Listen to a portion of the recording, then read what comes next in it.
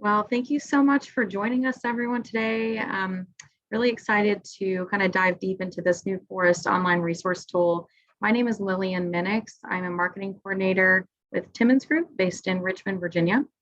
Though our geospatial technology work, as you can see, we kind of reached the lengths of the country with some of the work that we're doing. Really exciting stuff. So I'm just going to introduce Mindia Brown and Greg Lord very quickly, and then I'll let them kind of take the show from here. Mindia is a senior analyst with Timmons Group. She has been with the firm for a while now, and she's really taken off with some of the projects that she's been working on, especially for the Maine Forest Service. So we've also got Greg Lord on the call, who's a senior planner with the Maine Department of Agriculture, Conservation, and Forestry. And together, these folks have worked to really put together this new forest tool. I want to also give a shout out to Greg Miller, who's with the Maine Forest Service. He's also on the call today. So thank you for joining us, Greg. Mindia, I'll go ahead and pass everything off to you. Thank you, everyone, for joining us today. Thanks, Lillian. Yeah, hi, my name is Mindia Brown. As she said, with Timmons Group for a number of years now, working on lots of web and mobile applications as primarily a business analyst, sometimes as a project manager, and really enjoyed our work with Greg and the other Greg and the Maine Forest Service working on this particular tool. So today we're going to give you a little tour. Before I give you that tour, I'm going to have Greg go ahead and kick us off, a little background and some sort of the business drivers behind why this thing was built, and then we'll actually take a look at the application. Greg? Thank you, Mindia. Greg Lord, like Lillian mentioned, I'm a senior planner with the Maine Forest Service. I've been with the Maine Forest Service for 23 years now, I think. And I'm also the project lead for this project we're going to talk about today, and I'm just one small part of this project. We had a great group within the Maine Forest Service, some members of the public, as well as with the Timmons Group to really get this to where it is today. So I just want to kind of give some background on how this all started. Back in the early 1990s, the Maine legislature passed the Forest Practices Act, and the goal of it was basically trying to get a handle on clear cutting in Maine. And one of the sort of offshoots was that it required anybody doing a commercial harvest in Maine, meaning they're taking wood and sending it to a mill, they're required to notify the state of that activity. And it was started 30 years ago roughly, and all paper-based, and there's basically two parts to it. We provide the forms, the notification forms, and they let us know basically, hey, we're going to be doing some activity here. And then at the end of the year, we send them a report back saying, okay, you've notified us saying you're going to be doing some activity. And we send them a landowner report asking them for more details about what actually occurred during that year, and those notifications are good for up to 2 years. So, those people may get landowner reports multiple times. Next slide. Yeah, so like I mentioned, it's a paper-based process from the beginning. So you're dealing with mailing forms and maps back and forth. You're also dealing with incomplete information, people missing questions on the form, or not providing a required map or an inadequate map. They may just do a hand-drawn map on a blank piece of paper that may be missing critical information to help us find the activity on the ground. And along with all the paper is just managing it, manual data entry, scanning the documents, filing them. And then another important part is when they're notifying us, we want to let them know if, based on what they're doing, they may need to be aware of certain either critical habitat or forest quarantines, like they can't move wood within the state across different counties or outside the state. And that information was basically provided to these people at the very end. After we got a complete notification, we would mail them back a letter saying they were, they had a complete certified notification. And oh, by the way, here's some other important information you should be aware of before you start your activity. And that really is the starting. Yeah. All right. So, so you gave us a call, and we came up and saw you guys, and we worked with you on figuring out exactly the vision for where you wanted to be, as opposed to where you were with all that paper and paper management and people not getting things in a timely way. And so the vision for the product that we ended up working on was that it was really for Maine Forest Service staff, the forest landowners across the state, and their representatives, who really collectively are engaged in protecting the well-being of Maine's forest resources, as stipulated through the Forest Practices Act. So in the vision, we were thinking that the forest solution really needs to be the tool that enables these forest operation notifications and those landowner reports to be submitted and reviewed in a much more streamlined way, right? So we wanted to be on the web. We didn't want a lot of redundancy and inefficiency and quality control problems. We wanted it to be geospatial. Give us a map. Let's not do this paper stuff anymore. Crayon's bad. And ultimately, we wanted it to be secure and intuitive for people to use. So with that goal in mind, we tucked in and we built it, and it is live and out there. And so what I'm going to do now is just kind of give you a little tour. I'm not going to do a live demo today. If you have any questions at the end, I'm happy to pop over to it and show you things in the live application. But let me just walk through it. So when folks need to be engaged in using the forest tool, the first thing that they will do when they come to the website is they will need to create an account. So they'll get a little bit of information here about the application, and then when they're ready, they can mash the create account button, and we bring them into a workflow that is not unfamiliar for most account-driven applications these days. So I'm not going to go through it too much. The thing worth calling out, however, that is unique is that there are licensed foresters in the state of Maine, and they have basically license numbers, and that is pertinent information to Maine Forest Service, because when they are engaged in a forest operation, they have certain abilities, rights, and responsibilities. And so being able to understand that a particular person who is on an operation is a licensed forester is critical for Maine Forest Service to know. So we bake that into the account creation process. Once the account is created, they're going to get an email that they need to activate it. So again, pretty standard stuff. The thing that is a little bit special here is that when this happens, you're actually given by the system what's called your forest user ID. And this is essentially a proxy for tracking identity. It's a sort of a lightweight two-factor authentication, which I'll show you in a bit. But it's a way that we can help ensure that the people who are being listed on the forest operation notification have somehow vetted their identity, even if it's through email. So that's a pretty simple way to get started. It's not much more than that. Takes a few minutes, but then we get to the point where we're actually creating a FON. It's Forest Operation Notification, FON for short. So I'll use FON and notification sort of interchangeably. They're the same thing. So we just saw that Jesse created an account and got it activated, and they have a forest user ID. And so what's going to happen is the responsibility really lies with the landowner, or they can appoint a designated agent to file the FON on their behalf. So they're going to log in to get the process started. You'll see here on the page that there are no pending notifications yet because they haven't created anything, and there's no active notifications yet either, again, because they haven't created anything. So the first thing they're going to do is click the Create Notification button, big button right there, prominent in their face. And what that will do is it will kick them into the first page of the notification filing. You'll see here at the top that we have a step-by-step kind of menu. We start on the overview page and we will work our way to the right.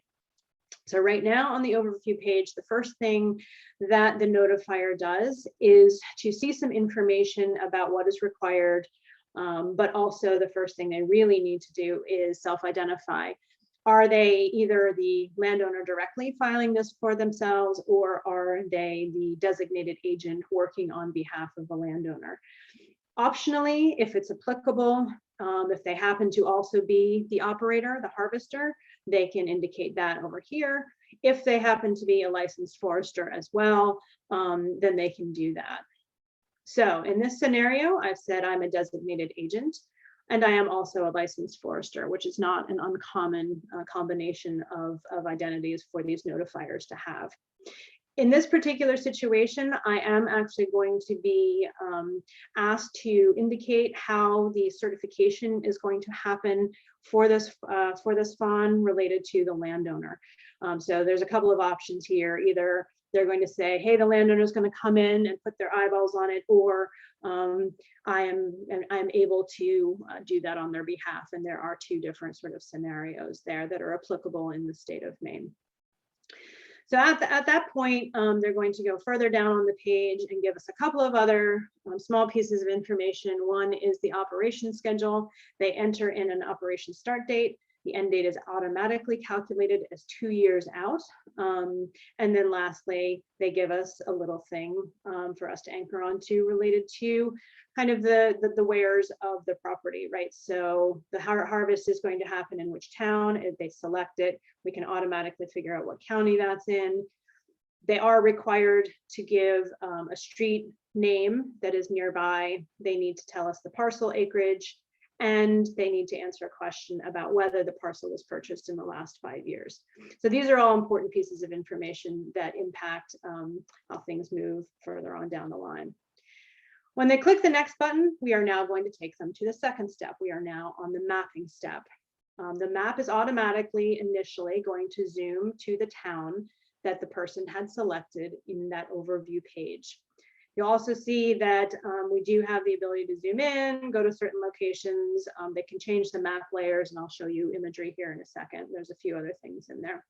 But the main reason we're on this page is to be able to map in where the work is going to happen. Now, the three different flavors of work that happen that are tracked on a fawn are harvests, the harvest areas, the roads, and the water crossing installations. Now down here, you'll see that we haven't mapped anything yet, so there's nothing in the grid. So I will click on these buttons to be able to get started. So in the first scenario, I'll be clicking on the harvest button, and what happens is that after I zoom in, I will be able to map out where the harvest operation is going to happen. On the left here, you'll see some instructions how to map a harvest area. So it gives some instructions to the user as to what they are expected to do in this map. What I didn't show you in the screen grab is just the scenario where we zoom in and we toggle over to the aerial photography, but aerial photography tends to be more helpful at this scale. So I have that turned on. You might also notice these sort of blue and pink areas. The state of Maine has something called statewide standards related to buffers that need to be in place. And so I purposely overlap some of these buffers because it will have a downstream effect of showing some particular important reminders as we get further down there. So it's a fairly simple exercise. The user clicks in the map, and then when they're done, they are going to be asked to save it, or they can cancel it if they didn't like it. If before they save it, they wanted to move these little handles around, they could adjust the shape if they wanted to. So I've clicked save, and now I'm moved on to drawing a road construction. So the road construction is different in that it is a line, it is not an area. And so we have different instructions on the left about how to map a road construction, telling them what to do. So I've drawn in the area, and you can drawn in the line, and you can see that as I go, it tells me the length of this particular line. Down at the bottom, you'll see this road construction line was put in there, and now I'm being prompted for the permanence. So the notifier has to say, hey, this line is going to be here, this road is going to be here on a temporary basis or a permanent basis. So once they've selected that, they will click to save, or again, they could cancel it if they wanted to. And then if there's anything left to do, they will continue mapping. So you could have many different harvest areas, many different lines, many different water crossings, but I'm not, in this particular scenario, we're going to have one of each. So for a water crossing, that's not an area, it's not a line, it's a point. It's just a point location of where water crossing will be installed. So again, slightly different instructions displayed on the left. For a water crossing, we asked also whether it is going to be temporary or permanent, but we also ask what the structure type is going to be. And in this case, it's a road crossing. And then they click save. So again, we try to keep this fairly lightweight. There's not much to do. And then we move them on. So based on what they mapped, oftentimes it'll just be harvest, but sometimes it will include lines, road construction lines and water crossing points. When they get to the activity details page, which is the next step, they will be prompted to provide further information. So because I mapped a harvest activity, it's going to ask me lots of goodies, and because this is really the main event is the harvest activity. So it asks, you know, how many acres, is it going to be taxed? Is there land use change expected within the next 2 years? Are there clear cuts larger than 20 acres? You know, are you going to be within a regulated area? So lots and lots of questions that are extremely pertinent and important for doing business in the state of Maine for commercial harvesting. And all the blue links that all the blue text that you see here are actually hyperlinks that take them to other pages if they needed more information. For roads and water crossings, there aren't additional questions to be answered, but we do call their attention that depending on where that work is going to happen, there might be important things for them to see on the summary page. And so we'll see that when we get there. So once they're done with that, they're going to click the next button and they will now go to the contacts page. It's really important to understand who the players are on a forest operation notification. I said before that forest ID is really important. Again, it's sort of our lightweight way of doing two-factor authentication. So for the landowner, ideally the landowner is going to have an account in the system, and then if their designated agent is coming in here and acting on their behalf, they would put in the landowner's last name or their company name and the forest ID, and then we can confirm it. And if these two things match, we will add them to this particular fawn. If they don't, they need to check their entries. And if for some reason the landowner does not have an account and they intend only to really, this is a one-off, they're only going to have one harvest or it's extremely rare, they can just enter the landowner information manually. So I found this person in the database based on the name and the forest ID. So their information is then displayed here and then the ancillary information related to the landowner type can be put in there. I already self-identified as a designated agent, so I don't have to enter that information. It has already been preloaded. The harvester and operator information, if I am not that person, has to be entered with a forest ID and a name for them to be able to continue. And then lastly, I had self-identified as a licensed forester, so I don't need to enter that information. It just gets preloaded. So with that, they are done with all of the major data entry pieces. So they click next and they are landed on the summary page. So the first thing that they see is the forest operations contacts. So the information that they just entered related to contacts is the most prominent thing. We want to make sure that the people who are on the hook for this fawn are the right people. They will start by reviewing this particular section and move through all of the sections. So they'll scroll down and review the information. At the bottom of each section, there is a little statement related to certifying that the information is correct. So once they do that and move down, you're going to see here that forest operations contact section was certified, and they just have to go through each of the sections and review the information, and indicate whether the information was correct. It's basically just another mechanism to make sure people aren't overloaded with all the information in one fell swoop, that they are putting their eyeballs on it and double checking everything. So they're going to repeat this with each section, the overview, the map as well, the activity details. So anything that they entered is then essentially just parroted back to them. Like you said, the land that you intend to harvest is not taxed. The land use will change within the next 2 years. So we take their entries and we turn them into easy to understand statements. So again, we've got this blue text here. If ever they've got questions, they know exactly which state act or rule or law is in play here, or in this case, the section. So again, they go through all of the different sections to take a look. The one thing that is a little bit unique to the summary page and wasn't included in any of these previous steps is we're using GIS to intersect the activity shapes where the work is happening to figure out who the Maine Forest Service contact is. And so we're able to say, okay, well, Terry is going to be the district forester. And if you have any questions, this is going to be your sort of boots on the ground contact. And then if you want to talk to anyone in the central region office, this is how you will get in touch with those folks. So really important so that we can make sure that the right people are getting efficiently connected. And then the last section is this important reminders. This is, we started out this whole conversation with Greg telling you, hey, there's this time lag. Once we finally processed your paper form and we mailed everything back to you, that's when we were able to tell you all the things you needed to be aware of. In this particular case, they get it before they even submit it into the system. So we're using a combination of logic based on their entries, as well as GIS intersection to customize the content and make sure it's relevant for this particular forest operation notification. So, we'll tell them about harvest reminders.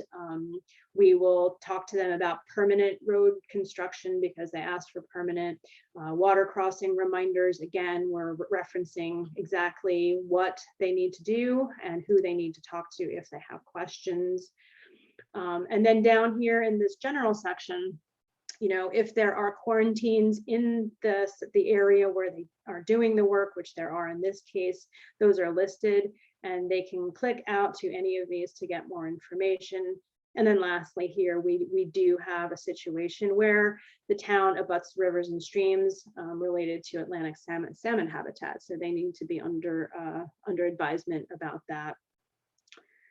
So once all of the sections have been marked as reviewed, the notifier is presented with a certify button to indicate that they're finished. So in the olden days, we had lots of paper, lots of physical signatures happening, and that's just really not feasible in this particular world. So we had to come up with a proxy. And so we're acknowledging and certifying some key elements before they can actually formally submit this for review. So in this particular case, I'm the designated agent and I'm a licensed forester. So I'm going to see messages that are really pertinent to that particular self-identification of roles.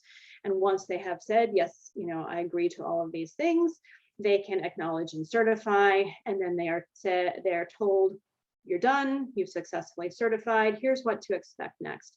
So in this particular case, the landowner is going to get an email and the operator is going to get an email because they need to come into forest and they need to review the summary page and click on all the sections. So they're just being told kind of what to expect next so that they're not left wondering, hey, how come I can't go out and do anything yet? They're returned back onto the summary page. They can no longer get back to the sections. The only way they could do that is if they chose to what's called withdraw the FON. If they found a mistake after the fact, they could withdraw it. But it's essentially all of the information they just looked at. They can only withdraw a FON while it's still pending. Once everyone has certified and signed off on it, they can no longer withdraw it. They would need to call MFS if they had any particular issues or concerns. On their homepage or on their dashboard page, they will now see that particular fawn as pending certification because they're still waiting for the other contacts to come in and do their work. So let's talk about that. So now I've got Sylvia. She is the landowner, and she has logged in with her forest user ID, and she's presented with the fawn summary page from the email that she got. She does have an option to decline if she finds an issue or if she feels like there's something not right here. She would probably, if there's just a correction needed, talk to her designated agent and have them withdraw it and make the correction. But if for some reason they have significant issues, they can just decline it. Otherwise, they're going to review each section just like we saw before with a notifier. And once all of that stuff is done, they can also mash the certify button just as the designated agent had done. Their acknowledgement statements are similar, but not exactly the same because the landowner has slightly different things going on here. So they're basically saying, I have named a DA, I've given them the responsibility, et cetera, et cetera. So then the language is customized based on who is looking at this. So again, this would remain pending until the operator came in, but eventually everyone would certify and then it would become active. So now this fawn has an official number that the system generates for it, making it active. I'll get into landowner reports here in a minute, but I just wanted to call your attention to the fact that in the olden days, the posting would not be available until you received it in the mail. Now it's a little bit more instantaneous. Once all the parties have certified that things are good to go, they can print the posting and display it at the harvest site without needing to wait on any kind of snail mail. Obviously, there are still certain waiting periods potentially in place. They might need a written plan. They might need to do special things for a particular harvest, in which case, you know, they can still print the thing, but they would still have to adhere to the letter of the law related to any waiting periods that they might have. Looks pretty simple, this posting, but it's really, really important. This number is what MFS will anchor onto if they go out into the field and they're actually on site, on the harvest site. They need to be able to say, okay, this is a legit site. I can look it up on my phone. This is basically our tracking system for making sure that everyone is following the Forest Practices Act. So I just alluded to MFS looking these things up. So when MFS staff log into Forest, they don't see the same stuff. They're not notifiers. What they see is a mechanism to look up the forest operation notifications. They can either just do it by fawn number, you know, if they happen to have that, or if they're looking for something or a set of fawns, they can also use these filter options by participant, town, whether it's been certified recently, et cetera. In this case, I picked certified in the last week. So you can see the filter that's been applied, and I see all the things that have been certified in the last week. And if I want to actually take a look at any one of those, I just mash the little view button here, and I am taken to the fawn summary page. A lot of the foresters need to be able to do this out in the field. So we do have at least a little bit of mobile responsive built in today. Again, they can type in the number, they see that posting and go right to the summary page, or they can also use their search. And so the summary page, whether you're a MFS person or you are any of the contacts looking at your fawn summary page, it's all mobile responsive, so you can take a look at it in the field at any time. Mindy? Yes. I just wanted to jump in there. I wanted to point out on the map, on the summary, that still has the functionality of a regular GIS interface. The only thing you cannot do is add more items or activities to it, but you can change the background to aerial. You can also pan and zoom in and out. So it's not a static map, so people can get a better feel for where the activity actually is occurring. Just wanted to pass that on. Yeah, no, that's a great point particularly for your folks who are out there. You sort of mentioned before, sometimes we would get these hand-drawn maps and we would have no frame of reference for where this actually existed on the planet. now they can turn on the aerial photography, they can turn on some of the sensitive resource layers, and they can actually look at it, you know, and zoom around and pan and look at the information that they need and navigate to it, which is also handy, know where it is. Thank you, Greg. Good point. Anything else you want to say about the forest operation notification, creation, submit process, or finding it before I move into landowner reports? Yeah, just one thing. We touched on the important reminders and important information. And in the old system with the paper, that information was only mailed to the landowner and the designated agent. In the new system, all the parties on a notification, including the harvester, licensed forester, as well as the landowner and designated agent, would all see those important reminders now and have to acknowledge that they're there. So that's a nice new addition. Right. Yep. Great. And we'll take questions at the end. So if you've got some questions, you can drop them in the chat, and Lillian will get them ready for us. Okay, so the last thing I wanted to talk about is the landowner report. So as Greg alluded to in the beginning, there is a year-end landowner report that for every year that the fawn is active, that they need to essentially say, hey, this is what happened. And there's some fairly complex questions. However, a landowner report, although it needs to be filed, can be very, very short if nothing interesting happened that particular year. So the example I'm going to show you is actually one where something happened and it was worthy of a more detailed report. My understanding, Greg, correct me if I'm wrong, is you guys use this for economic and resource analysis for the state. But if there's anything else you want to do to explain the significance of these reports, now would be a great time. Sure. Yeah, so we're required, I think, I'm not sure if it's part of the Forest Practices Act, but we are required to report back in several different ways. One of them is called the Silvicultural Activities Report, where we report out like the number of acres that were clear cut in the year or number of acres that were planted, so that you'll see in a second when Mindy gets into it, but there's a certain section where we ask for that type of information and we summarize that at the state level, what occurred the previous year. Another report we are required to publish is a stumpage price report, where basically at a county or region level, we report out the average stumpage price, which is basically somebody's having a harvest, the landowner is receiving X number of dollars per ton or per board feet for a product being harvested from their land, and that dollar per unit is stumpage. And so we report out at those county or region levels the average prices that landowners receive for different products and species.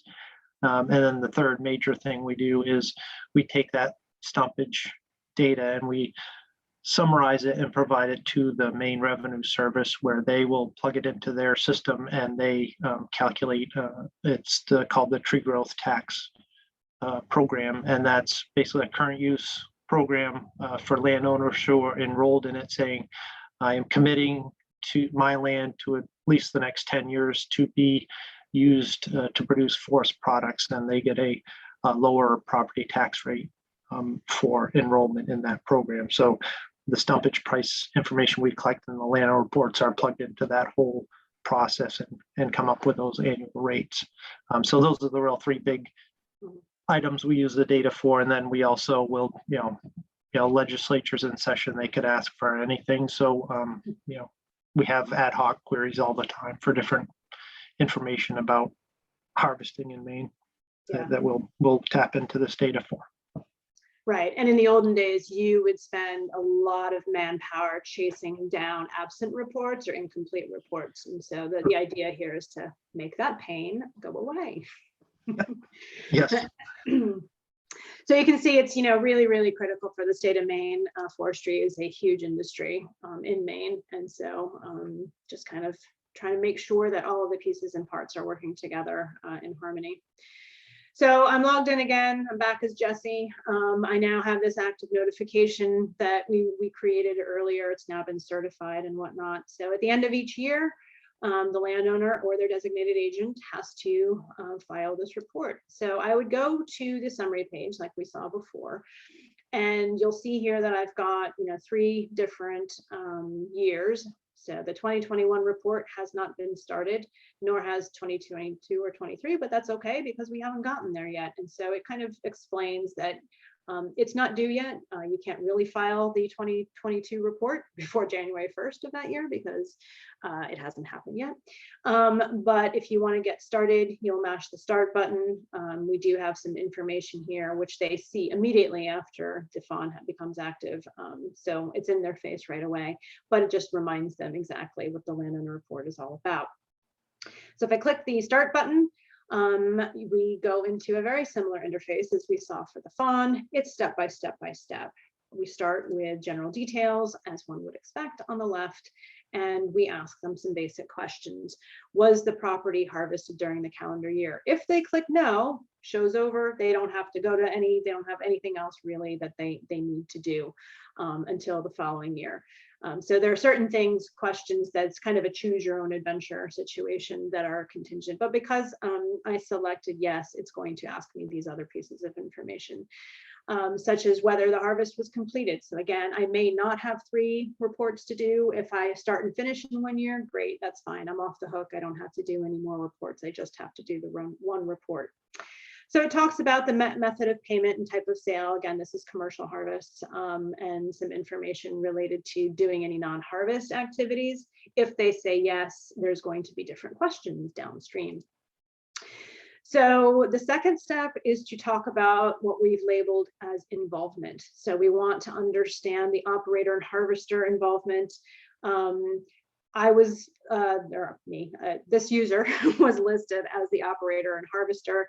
If the answer is no and they switched horses midstream, then they can click no, and they will have to identify who actually the actual harvester was, if it wasn't the person who was originally listed, because that does happen from time to time, and that needs to be reflected. There's also the harvest management information. Was there a written plan, and was the licensed forester involved with that particular supervision.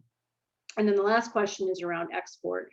Export can be, you can export to multiple exporters and brokers. And so you just have to add every single exporter in here that you used.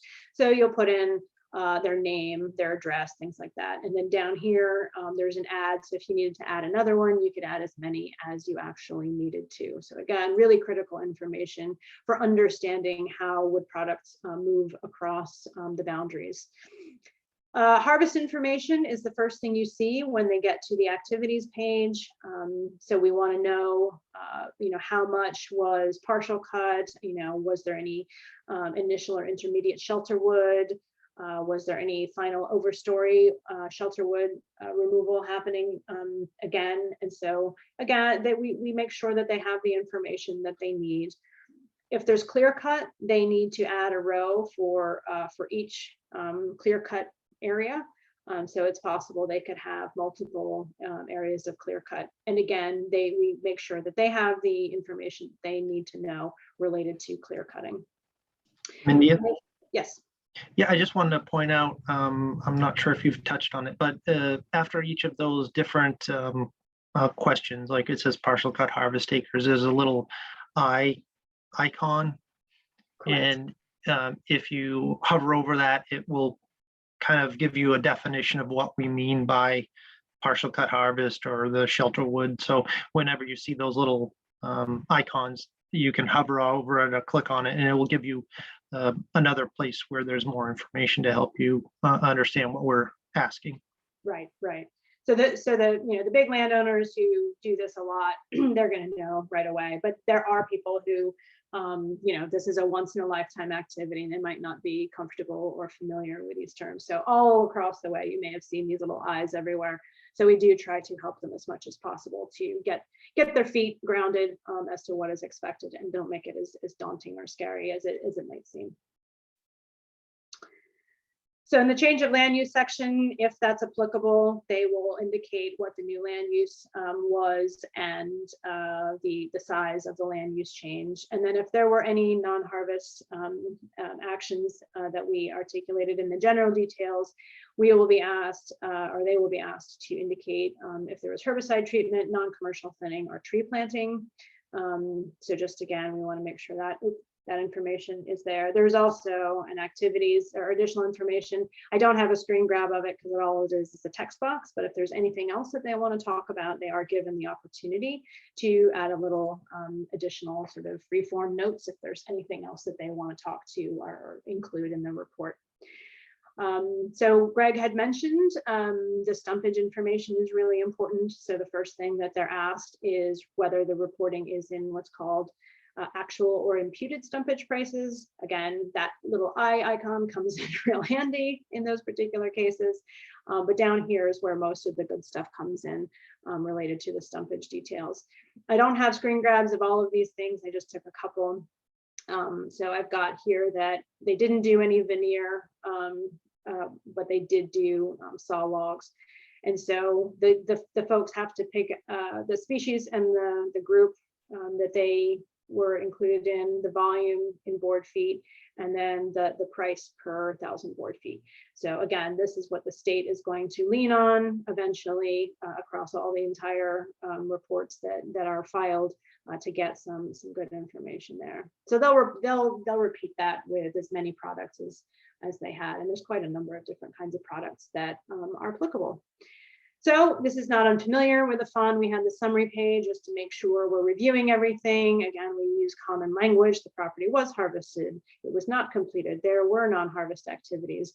We try to make it really easy to understand. So they're just going to go section by section by section, reviewing the information that they provided to make sure everything still looks right. Nothing was entered in incorrectly. And then here we go again. Let's certify this thing. They are presented once more with some information related to ensuring that they have done what they've been asked to do, that it's correct to the best of their knowledge. And at the end, they're done. They've done their report. Well, at least until next year or whenever the harvest is completed.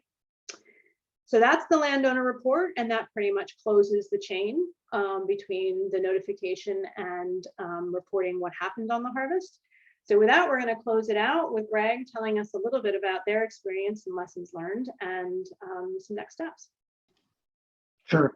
Yeah, I just kind of wanted to, we're almost a year into having this be active. So I just kind of wanted to highlight some things that I thought were sort of important. During the development of this, it was important to have a diverse team of experts, as well as people who were right on the team when Mindy asked us a question or questions how we were doing things, that we actually contemplated changing the way we were doing business, that we had somebody on the team that could give us an answer right off. Yes, we're going to change the way we're doing business, or no, we're not. So that was an important thing, as well as having that team committed to doing the homework. The process of developing this was through sprints or very short projects, I guess. We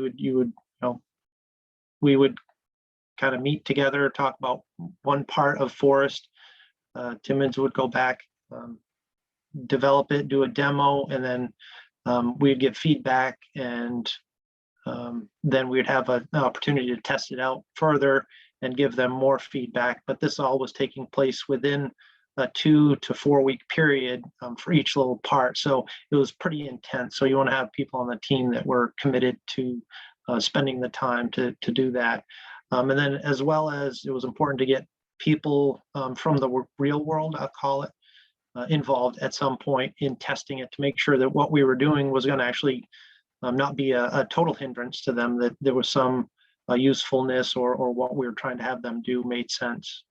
And then once we went live, January 1st of this year, probably the most important thing for this to be successful, at least from my opinion, is we have a great guy, Stephen Nicholas, who's been on the team, and he also is taking the majority of phone calls for people calling and needing help getting into forest using it. And it's very important to have somebody like him who has customer service background, just to put the person at ease on the other end of the phone and let them know, hey, we're here to help. We want you to succeed, and we understand this is frustrating, but we're going to walk you through this and we're going to get through it together. And that puts a lot of people at ease. As well as we did 9 public demos when we were rolling this out. And they were between 2 and 3 hours long, but it seems to be that at the same time, we also made these very short 2 to 5 minute videos about specific parts of forest that were a lot more useful. People can click right on, like, how do you set up an account? Okay, I'll watch that 2 to 3 minute video on how to do that and jump right in and do it. I also found that people, human nature or whatever, they don't necessarily do things right off the bat. We found basically we did a hard cutover October 1st from no longer accepting the old paper forms and basically saying, okay, you need to use the new system. Once we did that, the number of notifications in the new system in Forest took right off. We're up to 1,200 active notifications now in there. And then just, through this whole process from day one of meeting with Timmons and thinking about this till, today, you're always trying to figure out how people are going to be using Forest, and you think you have it all down, and there's always a curveball that will come along. For example, a couple of weeks ago, we had a notifier trying to add a landowner to a notification. And like Mindy pointed out, they had the ID and the last name of that person, and they weren't finding it in the system. They called us, we tried it, we didn't work for us. We went and looked at the back end, and the back end data, they weren't in there. Well, just for the heck of it, I went to the test environment, and they had somehow got into the test environment, and they weren't a tester. And come to find out, after we talked to them, they watched one of those short videos and took the actual URL out of the video itself and typed it in and got in and added an account that way, which is totally like, okay, we wouldn't even have thought that possible. So anyway, I just want to say there's, you can really think hard about how people are going to use it, and you're going to find out that, there's even more ways of doing it that you didn't think about. So, yeah. All right. And then, the benefits, like we mentioned earlier, basically incomplete notifications are a thing of the past. You don't get a notification number unless you've answered all the questions and certified everything. You also get the critical information we want you to see before you even get a notification. And things are improving. Just looking at the past 2 months on looking at the back end data, you can calculate how much time it's taking somebody to go from initially creating a notification to when it's active, and it's coming down. I think prior to October when I was looking, it was like something around 20 days to do. But now it seems like we're progressing pretty good. It's, getting down to the point where it's less time than mailing paper back and forth. So that's a good thing. Great. All right. Well, where are you headed next? So right now we're working with Timmons to make the whole process mobile responsive, be able to do from setting up an account to completing a landowner report on a mobile device. I think time frame, it's going to be January or February when we have that completed and in production. Also want to improve the process of letting people know, either notifiers within a notification or other entities or personnel, either in state or local government, who need to know when a notification becomes active. We want to add some additional email components to it. We also want to help those larger landowners or other landowners who have GIS themselves to be able to take their maps that they have and be able to bring them right into Forest and not have to remap everything within Forest itself, just as a help to them. And then basically we just you have all these people creating accounts in here, and let's take advantage of the work they've already put in here, and let's start adding new things in here for them to do, like participate in our cost share program, or do a online burn permit or something like that. Those are landowners, licensed foresters that would be doing those sort of things, and in all likelihood, they probably already have an account in forest, and let's just add on to that. So basically trying to build this as a central location for the public and people to do business with us. So Great. So we got one question. Have you received any feedback from the folks who have to create the fonds? Do they report liking it better than the old-fashioned paper system? We've had both. We've had people that really like the new system, especially when you're dealing with out-of-state landowners. And in the past, you would have to mail a form to them for them to sign and mail it back and then mail it into us. So you're talking several weeks worth of time. And now you can do a notification in a matter of hours if you wanted to. There are still people who want to do paper, and I understand it. It's a process we've been doing for 30 years, and we're asking people to change that. So and we haven't hid the fact that change is difficult internally as well as externally with the public. We're looking at this as a whole new way of doing things, and you get comfortable of doing certain things over a period of time. And so when you're asking people to change, there's going to be some difficulties. Yep. Yeah, change is definitely something that is hard, and we see that a lot when we are working with folks to take old paper-based systems and get them into more streamlined workflows, particularly the public-facing ones. It's sometimes a bit of even the internal ones. It's a challenge to kind of evolve to the next step, because it's very, very, very different. But hopefully, all good stuff in the long run. Yep. All right, I think that is us. And just wanted to thank everyone for participating. Lillian, is there anything else you want to bookend this with before we adjourn? No, not in particular, but I will let everybody know that we'll be posting a link to this final recorded version of the webinar on our social media channels as well, just so that everyone can go back and check it out. And just thank you everyone for joining us today. Thank you. Yes, thank you. And thank you, Mindy. Yeah, Lillian, is our contact information going to be somewhere? I don't know if people find they have questions in the future, feel free to reach out. Absolutely, I can include that as well if you'd like. Yeah. Fantastic. Yeah.